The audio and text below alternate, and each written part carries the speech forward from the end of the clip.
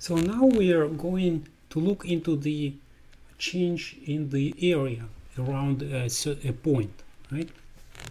And so we start from looking. Let's just zoom in a little bit, right? In around the area and around some point, and identify here an area element. And in the undeformed configuration, we'll call that DA0. Right, so that's in the undeformed configuration, and that area element is will be DA in the deformed configuration or in the current configuration. Now the area element is it's not only a scalar, right? So it's not only the actual area that we calculate. It is also defined the surface, right? So that what it represents is defined additionally by the orientation or normal to that area element at the point, and that normal is n0 in the undeformed configuration or in the reference configuration, and that will transform into n in the deformed configuration. Now what we are going to do, we are going to build on our knowledge that how a volume, a small volume element transforms from the undeformed to deformed configuration, and we are going to build a volume element of some small cylinder here that is built on that area element dA0 and that fiber element dx. And so that cylinder encompasses the certain volume in that deformed configuration, and again that volume element of that small cylinder that is built of the area element that we're interested in, how that will transform. So the whole cylinder will be transformed into new one. And we actually do know, we just established how that dV0, the initial volume in the reference configuration, is transformed to dV, right? So that was governed by the determinant of the deformation gradient, or we call that J. All right, so now, we are going to use that. So we'll start from writing to expressing these volume elements in the undeformed and deformed configurations. Now, for the undeformed configuration, the volume will be just the so that's the dot product between the area element as a vector and 0 dA0.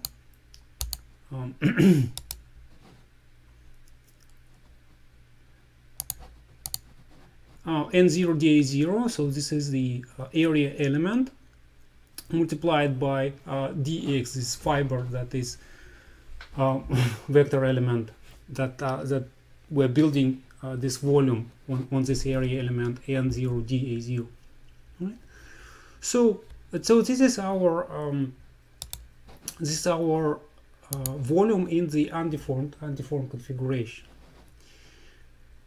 Now in the deformed configuration, so that we just use a similar formula, right? So that is NDA, this is the area element, and again this is a vector, right? So it might be a surprising concept, but that's how you define the area element, because again, so it also is characterized by the orientation of that a small area element, right? So it can be different, and depending on the orientation of that new vector dy, so the volume could be different, right? So it comes here so we as the dot product with dy, right? So the orientation between them doesn't matter, and and so we have dot product for this, right? So if there will be different angles, so we will obtain, of course, different results of that. Also, itself, the vector can be the same, right? Okay, and so now we can express this new volume. So first of all, we can connect these two, right? So this how the volume change of the determinant of deformation gradient. We call it J, but also we can express dy as by using our definition of the deformation gradient, because dy is nothing but the transformation of dx when the deformation gradient is applied on it. So this vector dx is transformed to dy, that means that the deformation gradient f acts on dx and transforms it to dy. And so that's where we started our consideration of the kinematics. That was formula 2.1. And so we can easily write this now, that this is nothing but nda f dx. So we're getting into similarities between these two formulas. And in fact, we now can also use, so that's a good time for us to use the relation between these volumes. So we need to multiply the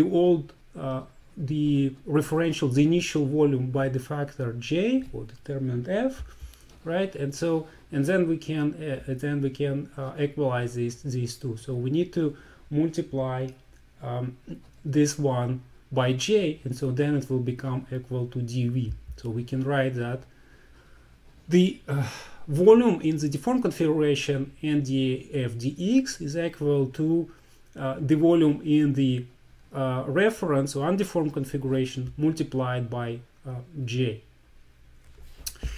And here already we have a few elements that we can identify, and we can start trying to eliminate things and provide the connection between nda, which is basically is exactly our area element in the deformed configuration, and n0 da0, which is our area element in the reference configuration. So we want to establish the law that transforms the area element from the undeformed configuration to the deformed configuration. So we have a little bit of a problem here. So for example, well, j is okay, so that's we can so this factor is a scalar, so we can multiply or divide by this, no problem. But we have a little bit of a problem here, because we have a different multiplications here. Here we have f dx, right? So this is of course a vector, but we have a second order tensor here in between, so that a little bit complicates our life.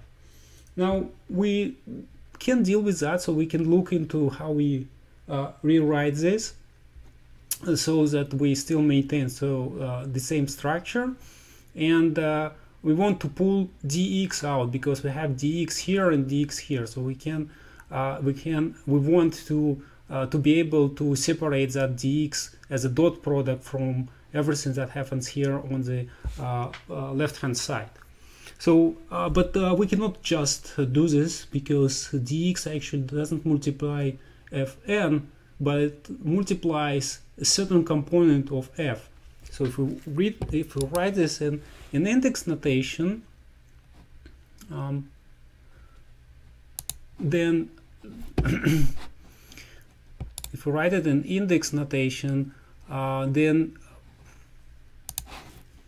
what we'll have here, we'll have, because of this is a dot product, okay, I will write it here, so that's n, right?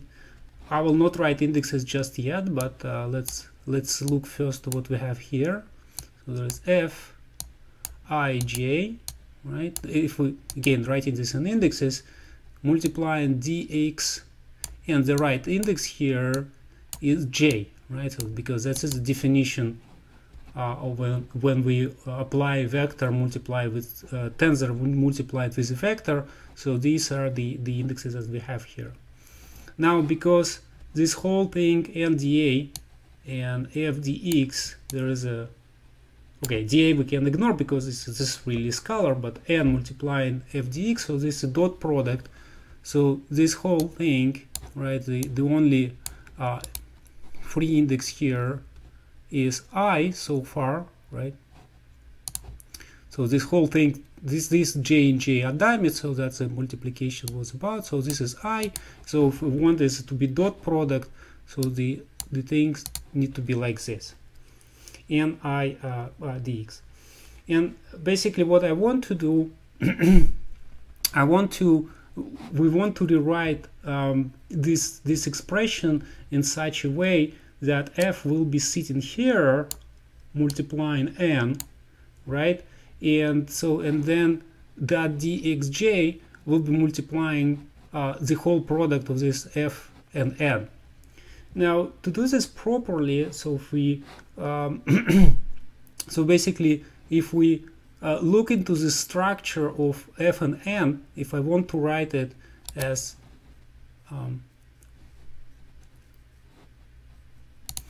if I want to write it in this way, f and n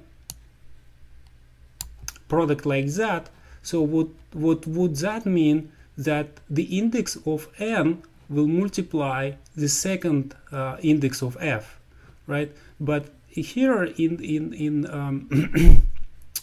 our situation, what we have the index of I actually multiplying the first index, right? So that's where I is of f.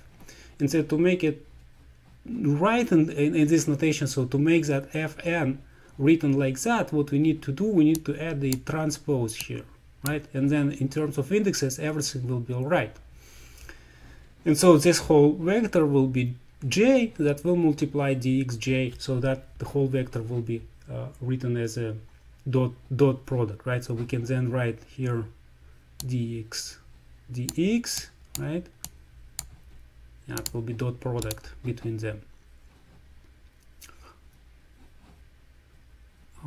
And right, so this is a new vector, this is dx, and now that will be equivalent to this in index notation more explicitly. So, and the whole point of this exercise is just we wanted to transform this expression on the right hand side such that it will look similar to the expression on the left hand side when we have a dot product with dx. And and so now we can actually write it in this way. And so one more thing that we do in between, okay, so we wrote this f transpose n dA, right? So that's that was multiplied by dot dx, but now because I multiplied in the same manner by dx dot, so we can just pull that dx dot outside of the parentheses, and we just take the right hand side and pull it to the left hand side of the equation, and we have 0 on the now the result on the right hand side. So we just pull the whole thing here, and then we realize that we transformed that nda f dx into this one multiplied by dx dot, so dx dot can dot product with dx, and we can just pull it outside. Now, as usual, we in such situation we can say, okay, so our choice of dx, so so that volume element that we decided to build, so that vector dx line element, or that fiber, small fiber, could be anything, right? We could decide it to be any arbitrary vector, and so and still all this consideration must hold true. And so we can say that whatever is inside inside of these parentheses, it still need to produce a 0, also not a scalar but a 0 vector. So basically this f transpose n dA must be equal to j n 0 dA 0, and so so we can write that, but we also can multiply the whole thing by f minus transpose. So because we just so we just want to eliminate that n transpose f transpose here, and so that f minus transpose will appear here if we multiply it with f minus transpose here, right? So okay, let me just write it for you.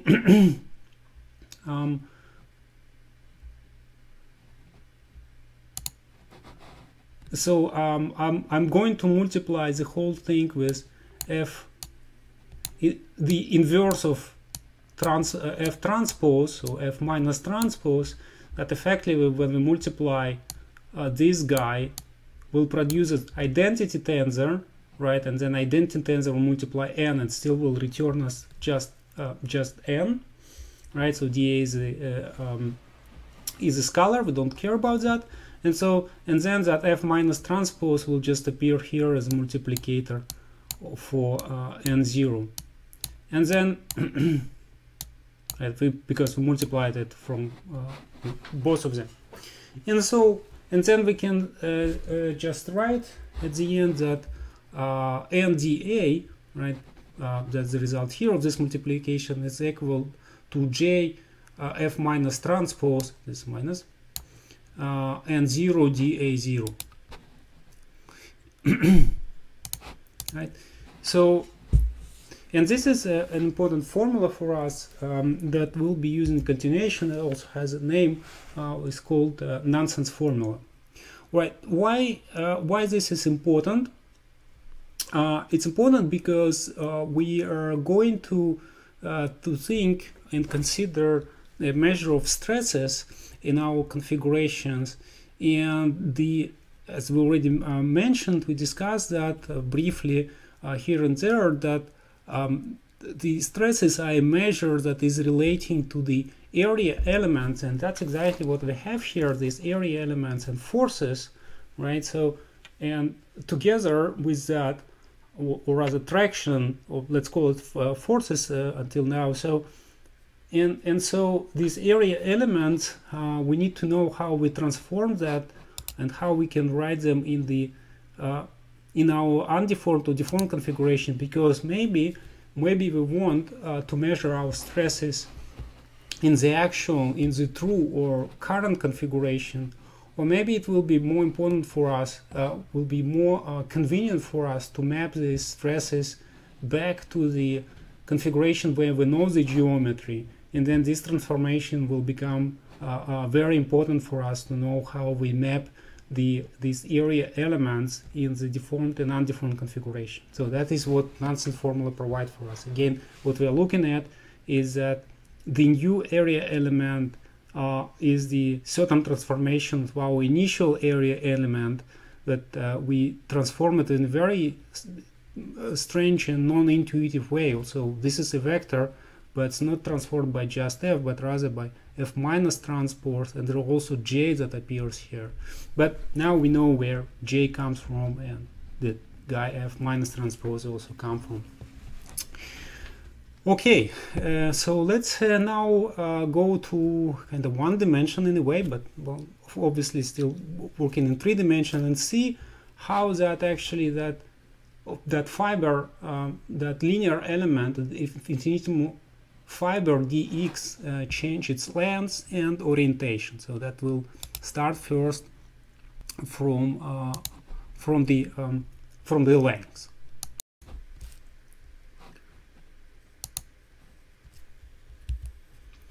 All right, let's and we'll call it a fiber stretch. So we consider the situation. So we consider, again, we kind of zoom in towards the into this area of at that point at which we identify that small, infinitesimally small linear element, line element dx, and we already know that it transforms to dy when we apply deformation.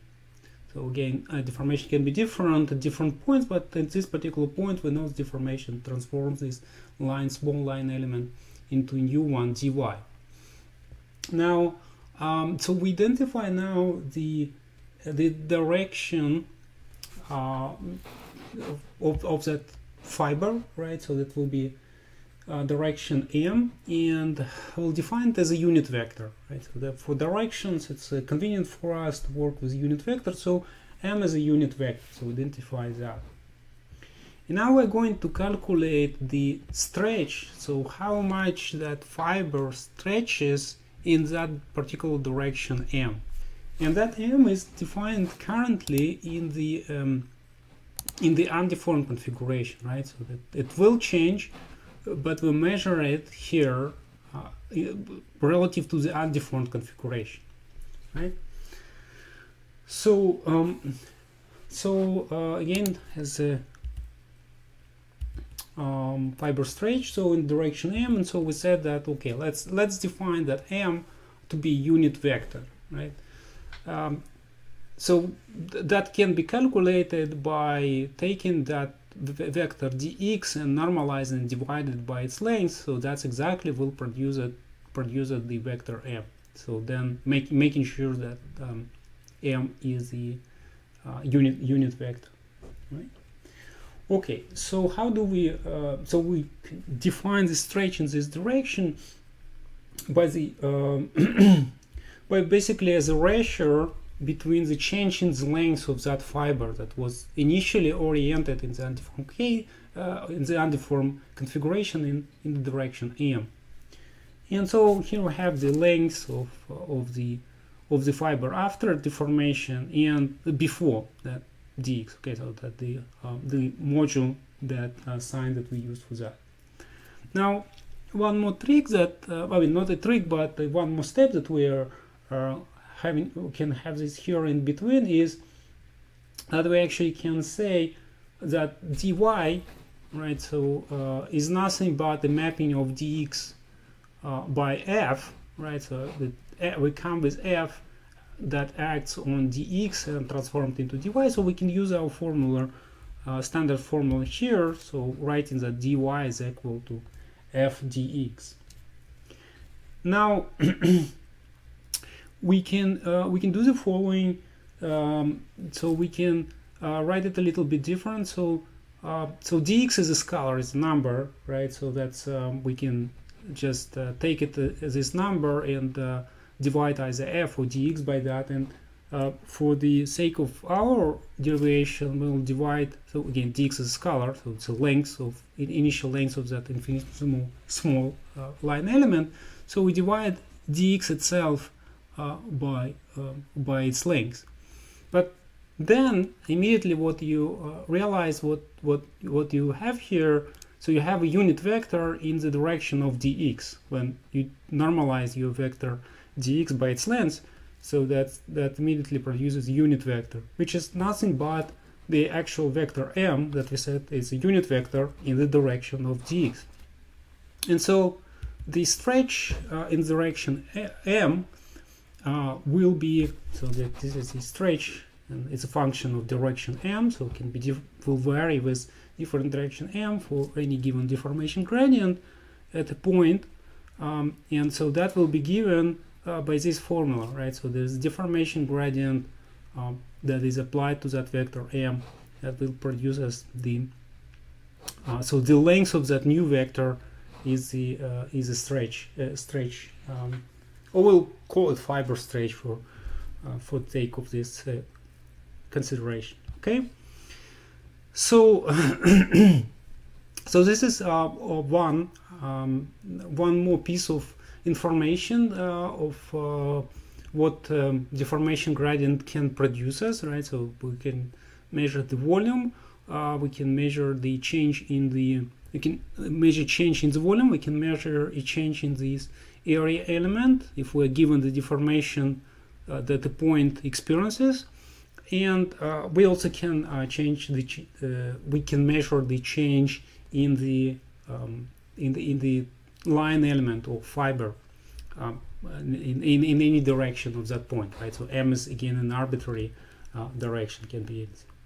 Now what we also can do, we can think about having actually two fibers and we can monitor how the orientation of these fibers relative to each other will change. So that is that could be also something useful for us. So that's what we are going to do next.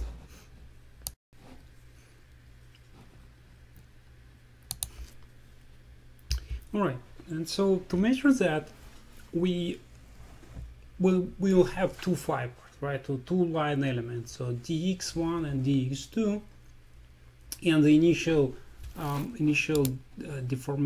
angle will be denoted as alpha 0, and then after deformation, so both of these line elements will transform into something new. So depending what deformation is, so the dx1 will become dy1 and dx2 will become dy2, and so we for that we have a mapping for dy. So each of them, the dy1 is a mapping f multiplying dx1, right? So here, and dy2 is f multiplying dx2, and so this is the formula for that. So just m stands for either 1 or 2. So it's again, it's not an index, but rather the the label or name of that particular vector or line element. And now, so the angle then transformed into alpha, and so what we are going to calculate is the change in this angle. Or basically, we can just, once we can calculate alpha in the deformed configuration, so of course we can easily compare it to alpha 0 here, because so that will be nothing but the dot product of dx1 dx2. And okay, we can also imagine having here two unit vectors in the direction m1 and m2 that will coincide with direction dx1 and dx2 respectively, and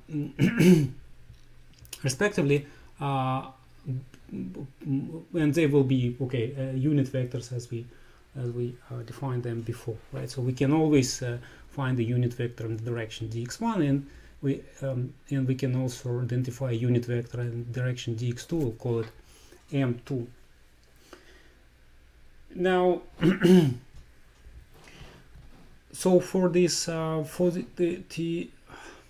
the new angle that we obtain, so what we are going to have here, so the easy way, just to calculate the angle is just to calculate the dot product of these two, and the only thing that we need to do is basically we need to normalize it by the length of these two vectors, right? So as in the undeformed configuration, to find this angle, we would just multiply the unit vector in direction dx1 and the unit vector direction dx2, right? So m1 dot m2, so that will provide us the angle alpha 0. And we're basically doing a similar manipulation here. Is just so we multiply dot product between two vectors, in one unit vector in this direction dy1 and the other is the unit vector in the direction dy1, and to achieve that we basically make each of them a unit vector by dividing by their length dy1, and this is the length dy2. And now we can look into separately into the structure, this dy1 divided by its length, and dy1 is nothing but f dx1, so we can write that, right? So this is I'm looking into the first part here, just writing this separately, and so again we're just using this transformation law for our small line elements. So dx, so when we apply this deformation gradient on dx1, so it produces dy1, and this we still keep here. So now we can actually look into what is dy1, the length of the new of that new vector here, and actually this is something that we just derived. We said that the change in the length, so of the dx1, is characterized by the stretch ratio, by the fiber stretch. So basically, if we take the length of that dx1 and multiply it by that lambda, so then we obtain the length of dy1. So, and then instead of dy1, we can just write that this is lambda multiplying dx1, right? And so that's what we wrote here. So this is a stretch. So we stretched that vector in this direction, in the initial direction m1, and so we are obtaining the number, the length, the scalar, the length of dy1 in the deformed configuration. and therefore we can continue and just say, all right, so this dx1 is just this is the module of that vector dx1, so basically nothing but another scalar. This is a length of that vector dx1, and so then we can recall that that is how we defined our vector m, and right, so this whole thing was nothing but a unit vector in the direction m x1, and we call it m, or in this case that will be m1. And so, and that means that we can just write our formula as f multiplying m1 is equal is dividing by the stretch L lambda in the direction m1. So and then we can use this formula to basically to replace this first term here, right? Because that's exactly what we worked for. So now we can write that d by 1 divided by its length by the module of dy 1 is nothing but f m1 divided by the stretch lambda in the direction m1. And then we could basically repeat exactly the same thing for dy2, the vector divided by its length. So basically writing everything for m2. But that will be exactly the same result. Is that just at the end we will need to replace m1 with m2, and lambda will be a stretch in the direction m2 and not in the direction m1. And so therefore we can write that again, so that's the angle in the deformed configuration will be defined by the deformation gradient, so can be defined through deformation gradient in this way. So we accounted here for the stretches in these two directions, initial orientation direction m1 and m2, and we also have the deformation gradient sitting explicitly right in here, and that helping us to calculate that. So once we are given a deformation gradient and we are given orientations, initial orientations of two lines, so then with that we can tell how much this orientation, how that orientation will change, so how the angle will change when after the deformation is applied. And the initial initial angle alpha 0 again will be nothing but the dot product of these vectors. Okay, let's catch them there, m1 and m2, and these are unit vectors, right? So that was our definition for them. And so so the dot product between these unit vectors m1 and m2 is exactly our alpha 0. Also can be expressed through the dot products of these initial vectors, line elements, small elements dx1 and dx2. The only thing is that if we write it through dx1 and dx2, then we must normalize them by their lengths. So by their lengths, length of dx1 obviously and dx2. And so if you're interested in the ratio between the changes in the angle, so you can then calculate the angles and compare how much they change, right? So again, it can be that the deformation gradient is such that the angle actually doesn't change.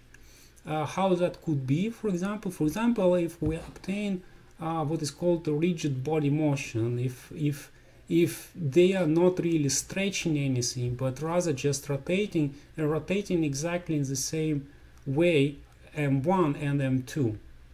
However, if they actually changing the length, so that means that the angle also will start to change. Okay, well, kind of get to that, so this is probably not necessarily to discuss in depth here. We are actually going to illustrate this now with a particular mode of deformation. In particular, we'll be looking into what is called simple shear mode of deformation. So quite popular for examples for the deformation modes. All right, so we'll look into that now.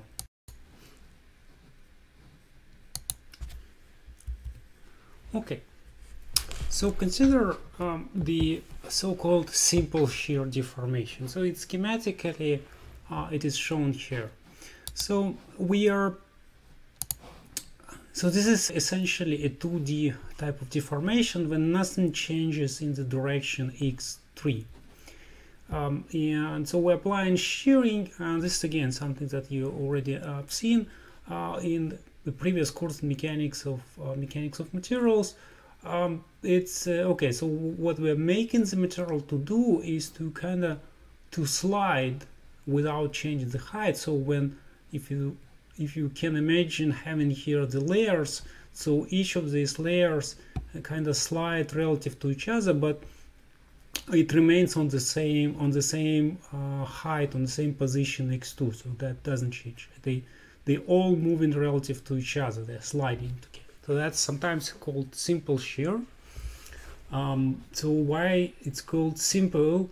All right, not because of the simplicity really, but just to distinguish it from a different type of shear and deformation that we also will discuss later. So, but there's actually one paper that is the title of which is simple shear is not so simple, and they discuss some peculiarity of this deformation.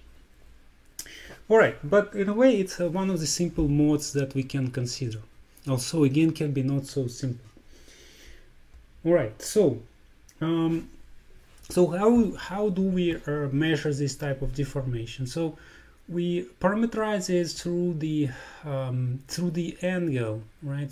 So this is something visible change in the shape that we obtained here. So initially that angle was 90 degrees, so now it changed and it reduced if you shear it in this direction, and so now we have that alpha. And what we also can introduce is the so-called amount of shear that is related to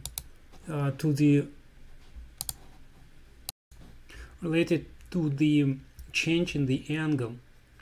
And in a way we could actually think of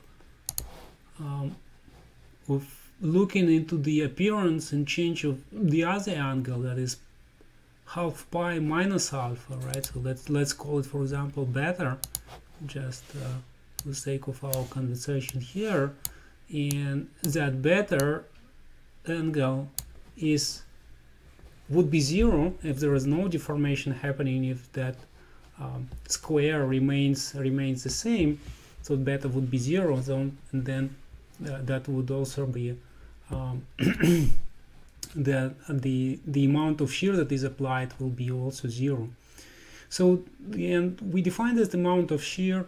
So typically use gamma to define it. So to denote it with gamma, and it measures the tangent of that angle. So this is the amount of shear. So you could say that this is tangent of beta, but if we're using angle alpha here, that will be just pi minus alpha.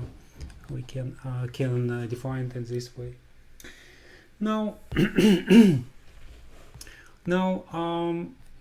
we want to write also deformation gradient eventually in terms of those the geometrical changes.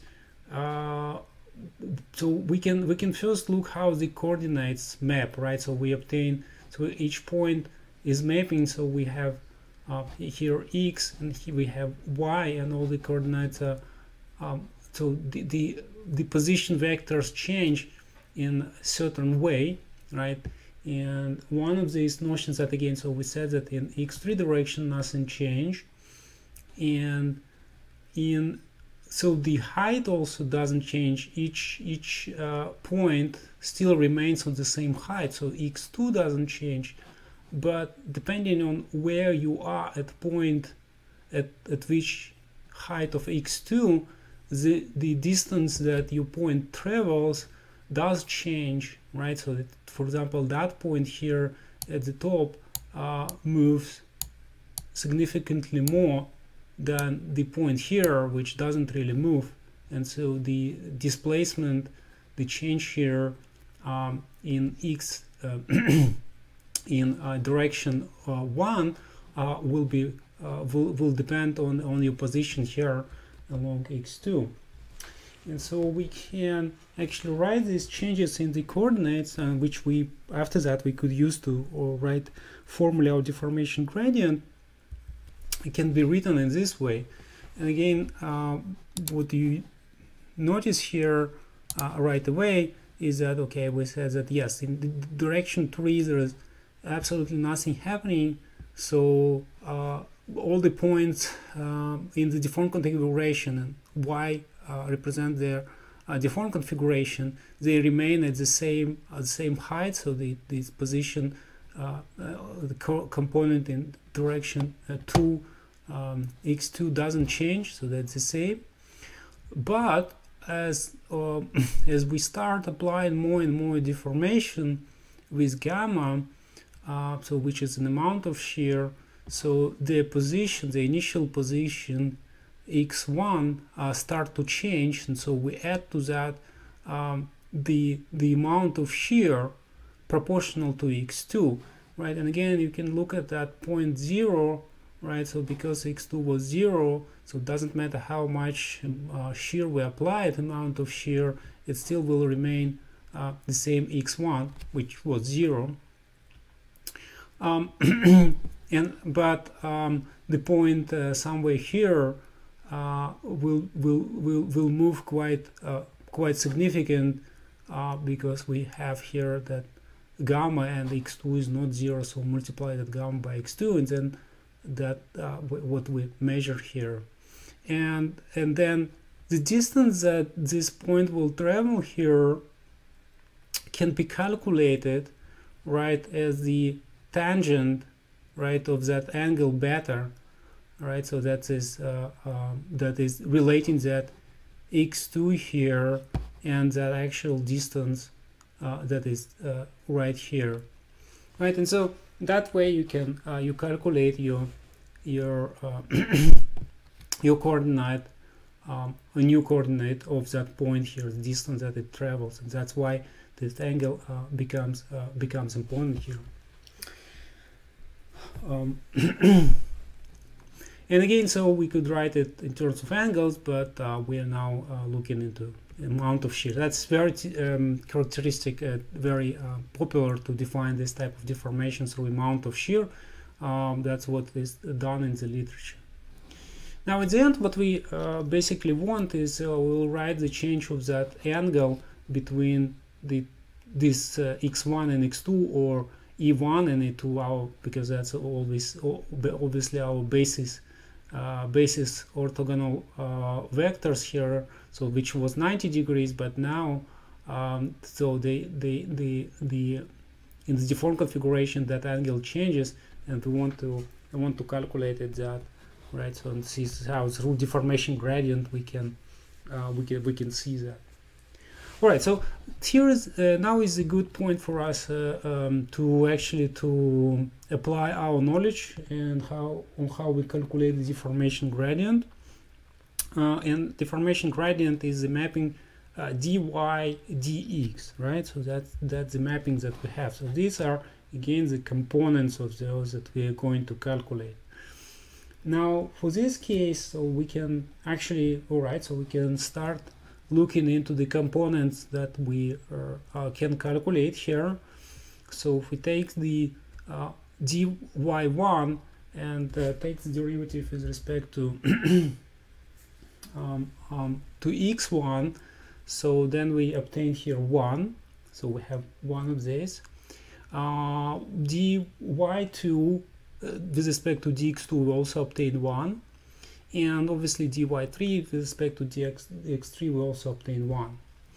But we also can obtain a non-zero value when we take the derivative of y1 with respect to x2, and the derivative will be actually exactly gamma, right? So and as a result, again, so dy1 dx1 1, so that the basis e1 j equal to 1. The same for 2 2, so it's 1 and 1, that was the result, and 3 3. And now when we take the derivative of dy1 with respect to dx2, so we obtained here gamma, so for the case when I was 1 and j was 2, and so that this term. What we also can notice at this point is that this part, the first three terms in this expression for the deformation gradient is nothing but our identity tensor.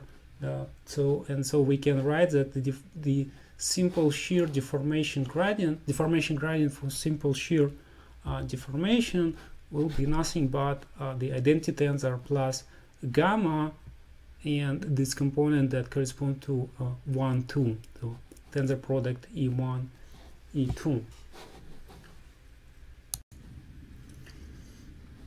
All right, let's just now go and calculate these principal stretches, these stretches in the axial direction. So I'm just here what we did is just copied the deformation gradient from before, right? So just one line, and so again, so the deformation gradient is identity plus gamma e1 e2, but will be for this for the next derivations, simple derivations, we would want to keep this in full expression like that. So the stretches in the axial directions are calculated as follows, right? So first of all, we just use our formula, so for stretch for any direction, right, and direction m as a unit vector. And now instead of m, I'm going to substitute here either e1 or e2, and so our formula will transform a little bit, right? So we'll have here f multiplied dot product f e1 acting f acting on e1. Now this is the sign of the module, right? So we can calculate the length of a vector, meaning that the way how you would do that, you would just write root square and then just write this vector fm, and fm is a vector, and multiply it with a dot vector dot with the vector itself, and so then you calculated the length of that. So right, so it's just one vector, right? F multiplying m is a vector, and so that's the same thing. So dot product of that, so that will give us square of the length of that vector. Then I need to take the root square of this result, and that will give me the length of the vector fm. Now I'm going to do this to apply that to the instead of m, I'll have e1, and and so so the stretch in the e1 direction, to find it, I will need to multiply f, the deformation gradient, with e1, dot product. And to do so, that will be very convenient for me to look into this expression and multiply it from explicitly from, as we do this with dot product e1 from the right. And you can see that dot product of, for example, e2, e1 will be 0. Again, so I'm coming and multiplying them from this side. So e3 and e1 also will be 0.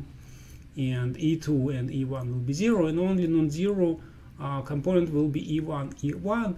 But then the only thing that will survive will be e1. So when I came with that e1 and multiplied deformation gradient which was in this shape. So the only thing that will survive here will be this term, right?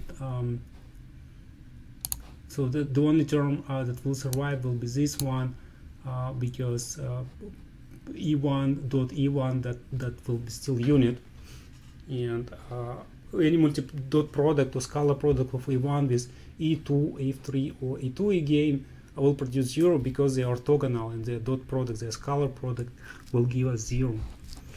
And therefore so we have that F acting on E1, it doesn't change that vector E1, right? So they will have still the same. So there are basically no stretch in the direction 1, in the direction E1. That makes sense. That's because, again, if we're going back now to look into what we said, what the simple shear is that so the length in this direction doesn't change. So we're not applying stretches.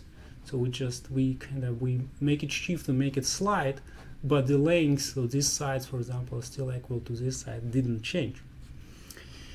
And so as we calculated, so the stretch in this direction is 1. So we did not stretch in this direction. It remains the same.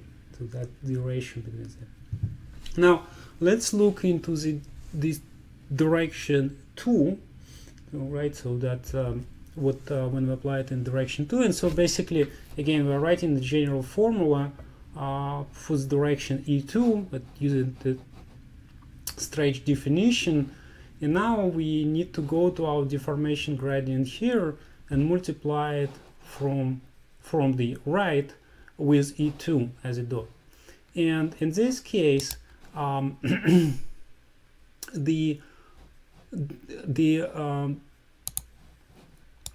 the terms that will survive may be different. Let's see. So when we can multiply with E2, so E2 will survive. So that will be non-zero. Actually, will be gamma.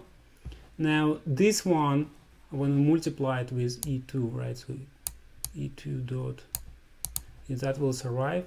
If I multiply this term, E3 and E2, they are perpendicular, so that will not survive. This one will survive, so, and the result will be E2. Okay, so that's good. So this guy is alive. Now I come to multiply this guy with E2. Obviously E1 dot E2, that will be 0, so that term will not survive. So as a result of this multiplication, we have one E2 and plus gamma E1. So that's what we'll have here, right? So again, so F multiplying E2 will produce as E2 plus gamma E1. So now we need to multiply these two. All right, so this multiplication is rather straightforward, right? So when we multiply E2 with E2, that will be 1.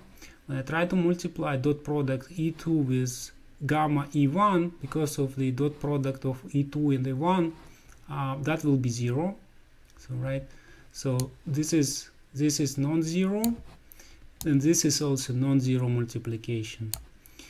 So, and I will use red to to emphasize these that will produce as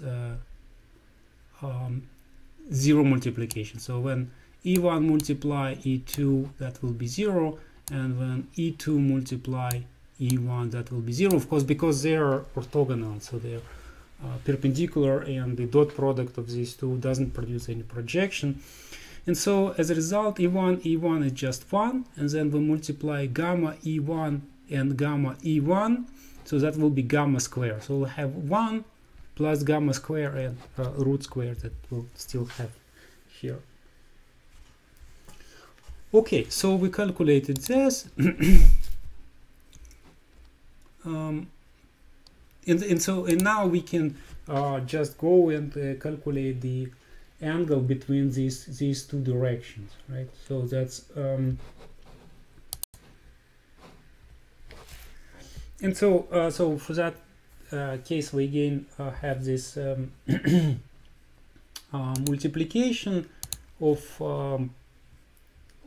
for the angle in the deformed configuration between how the orientation of this unit elements in the direction E1 and E2 changed. So initially they were perpendicular, and now so they have changed, right? And so that is how we calculate them. So we have here again FE1 divided. So and so this is a new vector. This is a new orientation of that. Basically, new vector, and also can have potentially new lengths depending on deformation gradient, right? And so therefore we normalize it by FE1 here, right? By the length of FE1 here, and so here is the length of FE2, right? And so, but we know that for the length of E1 was 1, and we also figured out that the change in the length we actually did here, and in direction E1 it still will be 1, so it will not change. However, the length, the stretch in the direction E2 changes by the factor, but this 1, so 1 plus gamma square, root square, and the initial length of the vector E2 was 1, and so then we have so we'll have here the length of that will change, and it will be 1 plus gamma square. Now we already calculated FE1, so we don't need to calculate it twice, right? So FE1 we calculated here, it was E1, and FE2 we also calculated it right here, so it was E2 plus gamma E1, so we just can write it right away here. And again, the factor of the change in the length is 1 plus gamma square, we just discussed it, root square. So this one is 1, and this one is it changes to E2 is of course the length of that is 1, but it changes as we considered here, and it stretches by the factor 1 plus gamma square, root square. Now we need to deal with this guy here, but again this is very simple for us, because when we multiply dot product E1 E2 it will be 0, and when we multiply dot product E1 so it will be 1, so the only factor gamma that will survive. And so it appears that cosine alpha will be in the deformed configuration, that angle will be nothing but this expression gamma divided by 1 plus gamma square. And of course if you now substitute here the if you say I don't apply any deformation, then immediately you produce gamma 0 here, and so that will be cosine 0, meaning that alpha is 90 degrees. And then if we go back to our schematics, that will say it's okay, your square just sit exactly in the initial configuration, and the alpha is 90 degrees, so you didn't apply any shear, nothing has changed in deform. But once you specify the amount of shear, then you can you can calculate the angle for the you can calculate the new angle as a result of applying deformation of simple shear. All right, so that will complete this first discussion of deformation gradient of this mapping and the different measures of what actually happens around the point when we know deformation gradient. So we so far we looked into the change in the volume. We also looked in the change in the area around that small area element or small volume element around that. And then we looked into the change of the length and change in the orientation of these two. So that is we can formalize it with the deformation gradient. Now, next time we will look into the the particular structure of the deformation gradient and see how we can maybe decompose it into something into a sequence of elementary actions or elementary, let's say, deformation or transformation that that the point can undergo. All right, see you then.